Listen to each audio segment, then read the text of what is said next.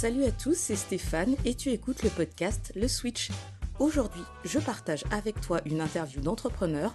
Comme tu le sais, ou peut-être pas encore, ce podcast est dédié aux entrepreneurs, mais plus que cela, il met en lumière ce qui m'enthousiasme le plus, à savoir leurs histoires. Au fil de nos épisodes, nous explorons des vies, des parcours et rencontrons des individus qui bousculent le statu quo, car derrière chaque entreprise, il y a un entrepreneur et avec lui, une histoire fascinante que je m'apprête à partager avec toi. J'espère que tu prendras autant de plaisir à écouter cet épisode que j'en ai eu à le faire. Bonne écoute à toi. Alors bonjour Mélissa, merci beaucoup d'être avec nous aujourd'hui et de participer et d'avoir accepté de faire cette interview pour le podcast Le Switch. La première question que je vais avoir pour toi, pour rentrer tout de suite dans le vif du sujet, pour qu'on sache bien sûr qui tu es, je vais te demander de bien vouloir te présenter et nous dire ce que tu fais. Oui, bonjour Stéphane, merci beaucoup déjà pour l'invitation sur le podcast. Ça me fait vraiment très plaisir de pouvoir partager mon parcours et peut-être inspirer aussi d'autres personnes à se lancer ou à consolider les acquis. Donc moi, je suis Mélissa Bobillier, je vis en Suisse, près de Neuchâtel. J'ai 27 ans et je suis non seulement la fondatrice d'Awaken, mais aussi je suis coach holistique et en leadership transformationnel. Qu'est-ce que c'est le leadership transformationnel, on va me dire? C'est en fait un aspect du leadership qui vise vraiment la transformation humaine, au-delà d'être dans le leadership, on va dire basique, comme on peut voir dans les entreprises. C'est vraiment un leadership qui va impacter la personne, au plus profond de son être, sur des aspects aussi beaucoup plus, personnels que professionnels. Et du coup, quel a été ton parcours pour arriver à ça? Alors depuis toute petite, je sais que je suis ici pour faire quelque chose de grand, même si quand j'étais enfant, je mettais pas forcément les mots dessus. Je me souviens encore que même quand on me demandait ce que je voulais faire dans la vie, souvent quand on est enfant, on dit: «Ah oui, je veux être, astronaute, médecin, styliste» et cetera. Moi, j'étais un peu floue parce qu'en fait, j'avais l'impression que mon métier, ce que je voulais faire n'existait pas encore, enfin que j'avais pas vraiment de modèle sur qui me calquer. Donc mon parcours a été fait, on va dire, de choix, mais pas vraiment des choix, c'était plutôt par défaut. Donc D'accord. après l'école obligatoire, à mes 15 ans, je ne savais pas qu'est-ce que je voulais faire. Je me suis lancée dans une école d'art, j'ai fait des examens, mais j'avais clairement pas le niveau, pour. Après, je me suis dit: «Bah, qu'est-ce que je fais de ma vie?» Il me reste 2 mois pour, savoir, qu'est-ce que j'ai envie de faire et je ne voulais pas faire comme ma maman qui était justement, secrétaire dans les bureaux. Alors j'ai choisi d'être dans la vente. Mais j'étais très introvertie, très timide. Moi, parler à des inconnus, c'était, jamais de la vie et là, j'ai été forcée de le faire et en fait, j'arrivais à nouer des liens avec, les clients. Ça a pas toujours été simple parce que j'étais très jeune et en plus de ça, j'ai vécu, du mobbing de la part de ma directrice qui était presque, lunatique. Donc une fois c'était oui, une fois c'était non, très dans la manipulation émotionnelle, psychologique, à me faire des remarques, hyper déplacées, à m'humilier devant les clients. C'était vraiment elle me balançait les rayons par terre en me disant: «Tu refais ça, c'est mal rangé» et je me suis dit: «Mais, je ne veux pas faire ce métier de ma vie» et en plus, je comprenais les salaires aussi qui étaient, appliqués dans cette branche-là. Je me disais: «Mais, quoi?» Alors j'ai fait une année de rattrapage en fait pour pouvoir intégrer, une haute école et cette haute école, en fait, le but était d'avoir un bachelor à la fin et je me suis dit, moi qui étais toujours dans la créativité et cetera, je me suis dit: «Pourquoi pas le marketing?» en soi. C'était un de nouveau un choix par défaut, mais c'était, pour essayer. Et en fait, j'ai fait cette année de maturité et j'en pouvais plus, parce qu'il fallait que je rattrape non seulement 3 ans d'école parce qu'en fait, c'était fait pour les personnes qui avaient déjà fait, de la comptabilité et tout ça. J'en avais jamais fait donc en fait, j'ai dû rattraper 3 ans en même temps que j'apprenais de la nouvelle matière. Mais j'ai quand même fini avec une moyenne de 5 donc de chez nous en Suisse, c'est sur 6 donc c'est bien. C'est super Donc bien, oui, carrément, oui. voilà. Et après ça, je me suis dit: «Non, stop, je veux plus d'études là, je j'ai été vaccinée». Je me suis dit: «Je ne me vois pas faire encore 3 ans de bachelor, là, c'est pas possible pour moi» et en fait, c'est comme ça que je me suis lancée du coup dans la vie active vraiment, donc c'était mon premier job qui était sous-payé clairement. C'était dans les bureaux en fait, je prenais les téléphones, les commandes, je les saisissais sur l'ordi, donc c'était vraiment très basique, très, voilà. J'ai tenu à peine 1 an parce que de nouveau j'ai subi, du mobbing de la part de la directrice. Voilà, toujours à me rabaisser, mais du coup, cette fois, c'était devant les collègues, pas devant les clients et ça a été très compliqué pour moi, mais ça a été une première expérience professionnelle. Après ça, du coup, sur recommandation de mon médecin, il m'a dit: «Il faut arrêter là, vous êtes en train de faire un burn-out». donc clairement que j'étais en train de faire un burn-out. En fait, à ce moment-là, j'étais pas du tout axée, thérapie, enfin, en tout cas dans ma famille, il y avait pas du tout cet aspect de la santé mentale, donc en fait, je me suis remise un peu toute seule de mon burn-out, mais du coup ça a duré, ça a été tiré en longueur vraiment parce que j'avais personne pour m'accompagner et sur le moment même, je ne savais pas que je faisais un burn-out. C'est plus Ouais, tard, quand j'ai entrepris un travail avec un psychothérapeute où là, je me suis dit: «Ah ouais, j'ai effectivement fait un burn-out à ce moment-là de ma vie». Donc après, j'ai fait 6 mois de chômage et après j'ai trouvé un job dans une crèche à l'administration et c'était sympa parce que je me suis dit: «Bah, c'est quelque chose de nouveau». Il y avait pas du tout de système administratif qui était mis en place. Il y avait rien parce que la directrice, elle, était spécialisée, elle était éducatrice en fait et je me suis retrouvée là, je me suis dit: par quoi je commence?» Parce que j'en avais aucune idée. La comptabilité, je l'avais vue, mais à titre à l'école, mais heureusement que c'était moi parce que je suis très, autodidacte et polyvalente. Donc en fait, moi, je vais aller chercher jusqu'au fond du fond du fond pour trouver les réponses. Et donc j'ai mis en place cette structure administrative. J'ai pu rencontrer les enfants aussi. Les enfants, je les trouve incroyables. Je travaille avec des 0-4 ans, juste un jour par semaine et on a tellement à apprendre des enfants. On a tellement à apprendre des enfants. Et après ça, je suis partie parce qu'elle pouvait pas augmenter mon pourcentage et c'est là où je suis arrivée dans une entreprise, du coup, de construction et cette entreprise a été vraiment ma meilleure expérience salariale. Parce que, moi qui avais toujours un problème avec la direction, un problème avec l'autorité, je ne supportais pas qu'on me mette des limites, je ne supportais pas qu'on me bride, en fait. Et en fait, dans cette entreprise, j'ai commencé comme assistante administrative, mais très vite, je suis devenue, responsable RH avec des formations que j'ai fait. J'ai fait, un brevet fédéral, ce qui équivaut à un bachelor, de spécialiste RH, où là, justement, j'ai appris tout ce qui est communication, leadership, management, recrutement. On a vu aussi, tout ce qui est comptabilité, donc ça faisait vraiment un package complet. Mais pourquoi je me suis lancée dans les RH? C'était vraiment par défaut, parce qu'en fait, mon entourage me disait qu'il faut que tu te spécialises, Mélissa. Tu ne peux pas faire de la gestion d'entreprise globale, personne ne va vouloir t'engager. Mais j'ai adoré ces 3 ans parce que la direction me faisait confiance et vu que j'ai cette énergie très à vouloir avancer, avancer, avancer, eux aimaient bien parce que c'était pas leur truc et j'ai beaucoup aimé ça. Mais c'est un domaine très stressant, c'est un domaine, où les gens sont pas forcément toujours cordiaux et moi qui suis une éponge émotionnelle, en fait, vu que j'étais le lien entre la direction et les collaborateurs, c'était super compliqué parce qu'en fait, j'absorbais, tous les états d'âme, les états d'être des gens autour de moi et j'en pouvais plus.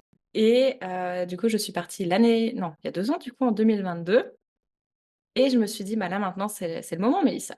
Et je me suis dit: «Bah, en fait, avec tout ce que j'ai vu, tout ce que j'ai expérimenté moi-même, il y a quelque chose à faire». Ça me passionne vraiment. J'ai vraiment envie d'être au service de l'humain, au service de l'humanité même et j'ai envie de faire changer les choses. Donc j'ai essayé plein de choses en 2023. J'ai essayé d'être coach, j'ai essayé d'être thérapeute, j'ai essayé de faire des abonnements, j'ai essayé de faire des programmes, dans l'alternatif, dans l'énergétique, dans le développement personnel. Franchement, j'ai essayé plein, plein de choses, mais c'était pas ça. Pourtant, je générais le chiffre d'affaires et j'avais des clients, les gens étaient super contents, j'avais des super retours, mais il y a un truc qui était dissonant en moi. C'était pas exactement ce que je voulais faire. Du coup, je me suis foutu un peu la paix, je crois de août jusqu'à octobre de 2023. Je me suis dit: «OK, là, recentre-toi, essaye de te reconnecter à toi-même, de savoir vraiment ce que tu veux faire». Et en novembre 2023, j'ai eu la révélation, en fait, de créer Awaken, de créer cette start-up où je pouvais allier tout ce que je voulais. Parce qu'on me disait toujours: «Il faut que tu te focuses sur une seule chose parce que si tu fais plein de choses en même temps, tu vas te perdre, tu vas perdre ta clientèle». Mais moi qui aime faire plein de choses, je me disais: «Mais j'arrive pas, je peux pas». Et c'est comme ça que j'ai eu, l'idée de Waken justement qui allie tout ce qui est transformation personnelle, donc tout ce qui est vraiment, psychologie, neurosciences, méthode holistique, à tout ce qui est business où là, c'est tout ce qui est leadership et on va dire, former les entrepreneurs de la nouvelle ère comme je les appelle. tu as aussi anticipé la question qui suivait, qui était de savoir pourquoi est-ce que tu t'es décidée, à monter ta boîte. C'est bien la raison pour laquelle je pose cette question en général, après parce que ça découle souvent du parcours. Ce que je trouve aussi, très intéressant, c'est qu'en fait, tu as fait beaucoup de choses plus tôt que tout le monde, donc pour le meilleur et pour le pire. Donc du coup, ces expériences ont été, aussi, très impactantes, d'autant plus impactantes que tu les as eues, assez jeune en fait, que ces décisions, que tu as prises par la suite et qui ont influencé ton parcours entrepreneurial et ta volonté de monter ta boîte, elles ont été égrenées par toutes ces aventures ou mésaventures qui t'ont construite. En tout cas, c'est ce que j'entends dans ton parcours et dans ton discours. En tout cas, je trouve ça justement vraiment intéressant de l'amener pour ceux qui potentiellement seraient très jeunes et auraient l'impression qu'il y a quelque chose qui leur parle, qu'ils sont peut-être pas au bon endroit, mais ça veut pas dire que plus tard, ils vont pas trouver cet endroit parce qu'on voit que tu as essayé beaucoup, beaucoup de choses. Bah, justement, c'est quelque chose que j'aimerais vraiment transmettre parce que toute ma vie, j'ai été avec des personnes plus âgées que moi. Des personnes qui voulaient me partager leur science infuse parce qu'ils étaient plus âgés, parce qu'ils étaient plus expérimentés.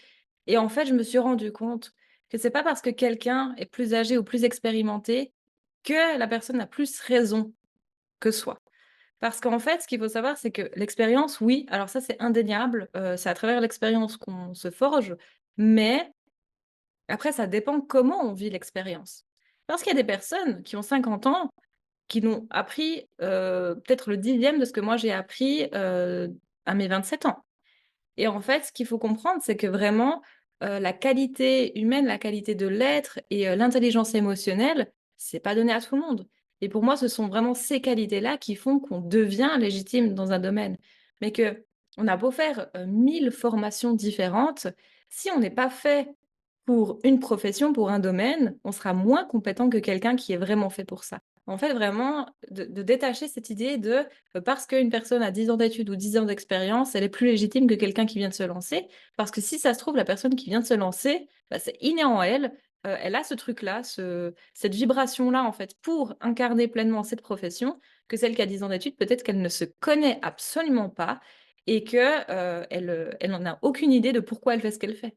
Oui, tout à fait. Mais je pense que ce qui est important dans ton message, et ce qui est important de comprendre, je pense, l'intelligence, ça prend pas à l'école, en fait. Évidemment, si quelqu'un veut être médecin ou chirurgien ou neurochirurgien, mais bien sûr, il faut aller à l'école. On préfère que vous soyez bien formé, que vous ne soyez pas, que vous n'ayez pas tout appris sur Google, YouTube ou en regardant Grey's Anatomy. Évidemment, de l'autre côté, il y a tout un panel d'activités, et notamment dans l'entrepreneuriat, qu'on apprend le sens dans lequel va ton discours et qui est confirmé par ton expérience, parce que c'est ce que tu partages avec nous, mais aussi en avant le fait que des fois, en effet, même en voulant te rendre service et en voulant te donner les meilleurs conseils du monde, fort d'autres expériences, bah, c'est pas nécessairement les conseils qui étaient le plus adaptés à toi et que c'est important peut-être d'en être conscient, ou d'en avoir, de laisser une place pour ça quand on est justement en train de s'interroger sur ce qu'on va faire de sa vie, de sa carrière et de ses choix professionnels. Et c'est vraiment une chose, que j'aimerais plus tard, dans mes objectifs, dans mes ambitions, de pouvoir permettre aux jeunes, donc 15 ans, 14-15 ans, d'entamer un processus de reconnaissance de soi avant de savoir qu'est-ce qu'on veut faire. Parce que si on ne sait pas qui on est, comment on peut savoir qu'est-ce qu'on veut faire? C'est pas du tout optimal ni objectif, pour les jeunes. Même il y a plein de choses qui sont mises en place, en tout cas, ben, en Suisse, on a quand même beaucoup de salons de découverte de métiers pour savoir ce que les jeunes veulent faire, mais ce sont tous des métiers qui sont déjà existants et aujourd'hui, dans notre nouvelle ère, avec la nouvelle génération, de plus en plus de nouveaux métiers vont se créer et en fait, c'est comme si ça ne faisait pas partie de notre possibilité, en fait, à l'école. Moi, jamais, j'ai pensé faire ce que je suis en train de faire aujourd'hui. Jamais, c'était même pas, possible dans l'esprit parce qu'en fait, on n'ouvre pas cette possibilité aux jeunes. C'est très intéressant et tout à fait d'ailleurs en ligne avec ce que tu proposes. Mais j'aimerais que tu nous parles de ton plus gros échec. C'est le moment que j'appelle un peu à ta plus grosse gamelle, le moment où tu as fait un truc vraiment, tu aurais pu t'abstenir. Quel a été ton plus gros échec dans ton parcours de vie ou entrepreneurial? Alors, je dirais que mon plus gros échec, ben, remonte à pas si longtemps que ça, hein, c'était il y a 1 an, de me dire que ça allait être facile. J'étais tellement convaincue à l'intérieur de moi que si, je me dirigeais dans une voie qui était faite pour moi, ça allait être facile. Alors, pas du tout, hein, voilà. Parce qu'en fait, l'aventure entrepreneuriale, c'est un chemin initiatique, profondément transformateur, mais il faut être prêt à être ouvert et à accueillir. Parce que si on est dans une lutte, si on résiste, si on se dit: «Non, mais en fait, moi je veux continuer dans cette voie, c'est ça que j'ai décidé, j'ai pas envie de changer d'avis», alors là on fonce dans le mur. Et je pense aussi que c'est pour ça qu'il y a je sais plus le pourcentage, mais je crois que c'était le 80 des entreprises qui tiennent pas, Plus de les 3 80, ouais. ans. Ouais, plus de 80 des entreprises s'y tiennent pas les 3 premières années Et ça, c'est et pareil sur les 5 ans, c'est assez catastrophique, ouais. Et ça, selon moi, c'est parce que déjà à la base, il y a un manque de sens dans ce qu'on veut faire, dans ce qu'on veut apporter, mais c'est aussi par la suite parce qu'il y a un manque d'adaptabilité et d'accueil et de se dire: «Bah, en fait, chaque jour est un nouveau jour, une nouvelle opportunité et on ne prend rien pour acquis». Oui et puis en plus, la flexibilité veut pas dire que l'idée, était pas bonne ou que non, c'est juste, Mmh. laisser, justement laisser un peu la place, pour, bah, l'évolution et comme tu dis, c'est une sorte de mouvement un peu constant et donc du coup, tu as pareil anticipé cette, question de savoir qu'est-ce que tu en as tiré de cet échec? Si tu avais un message que tu voudrais faire passer aujourd'hui, ce serait lequel? Ce serait de revenir à l'intérieur de soi, vraiment, et de pas être dans la recherche extérieure. Parce qu'en fait, de l'extérieur, on apprendra toujours plein de choses. Mais en soi, tout est déjà en nous. Et je sais que cette phrase peut être hyper frustrante parce que je l'ai entendue plein de fois et je me suis dit: «Mais quoi? Tout est à l'intérieur de moi? Pas du tout, comment est-ce que je vais chercher les réponses?» Mais en fait, c'est dans les choses simples de la vie. Souvent, on a tendance à vouloir acheter 10 formations différentes pour savoir comment vendre, savoir, comment créer un tunnel de vente, savoir comment faire ci, faire ça, et cetera. Mais la réalité des choses, c'est que quand on réussit à se reconnecter à soi, donc quand je dis se reconnecter à soi, c'est vraiment dans des choses basiques, comme par exemple faire le silence à l'intérieur de soi, autour de soi.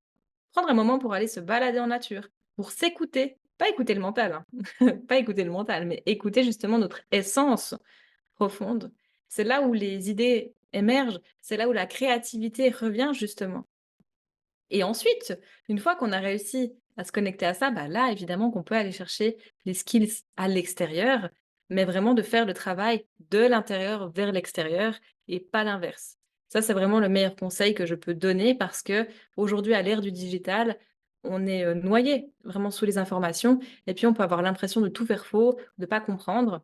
Et si le business a du mal à démarrer, si le business a du mal à être à l'image de ce qu'on souhaite, c'est qu'il y a probablement un manque d'alignement ou un manque de profondeur dans ce qui est proposé. Il faut savoir quand même que l'argent, c'est une énergie, c'est neutre et qu'en fait, c'est un échange, mais que tout le monde n'est pas fait pour brasser des millions.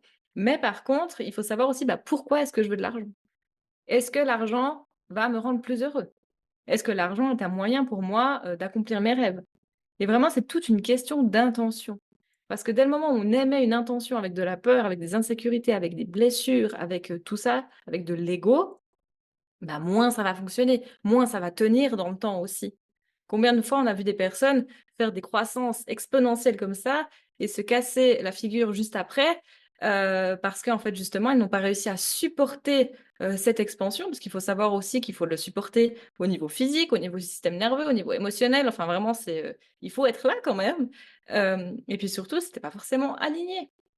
Donc vraiment de revenir dans l'intérieur, dans l'alignement pour se poser les bonnes questions et pas se laisser, illusionner par tout ce qu'on voit sur internet de: «Je vais te faire gagner, 10 000 000 en une semaine si tu appliques ma méthode».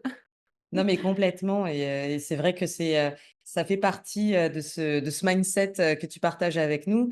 Ça fait partie, en effet de ce qui permet, aux entreprises d'être plus pérennes et viables. C'est, déjà la fin de notre interview. Oui, merci beaucoup en tout cas pour ce moment. C'était génial de pouvoir partager tout ça et mettre des mots aussi sur ce qu'on vit. Ça nous permet aussi à nous-mêmes de mieux se rendre compte en fait, du parcours et de ce qu'on a appris. Donc vraiment souvent de se dire que, ben, nos faiblesses, d'enfance ou ce qu'on pensait, être enfant à l'école, on n'arrivait pas bien à apprendre. Souvent, c'est là que réside notre force, notre différence et vraiment miser là-dessus. Demandez-vous ce que vous faisiez quand vous étiez enfant de manière naturelle et ça Ouais. donne des super bonnes pistes pour, aujourd'hui. Encore une pépite, celle-là, faut la garder. Je te remercie beaucoup, Merci Mélissa. beaucoup à toi aussi. Chers auditeurs, nous arrivons donc à la fin de cet épisode. N'oublions jamais qu'au cœur de chaque entreprise, il y a un entrepreneur et avec lui une histoire unique à raconter. Merci d'avoir suivi cet épisode du podcast Le Switch, c'était Stéphane.